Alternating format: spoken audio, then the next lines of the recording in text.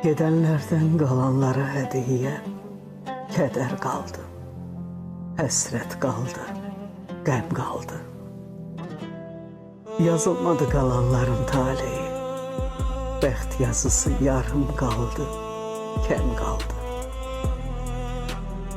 Qismətində qaralama ağ qara, xətt çəkildi eşqə, əhdə, ilqara. Həsrət gözlər, ey dikildi yollara, bütün ömrü yanaqları nəm qaldı.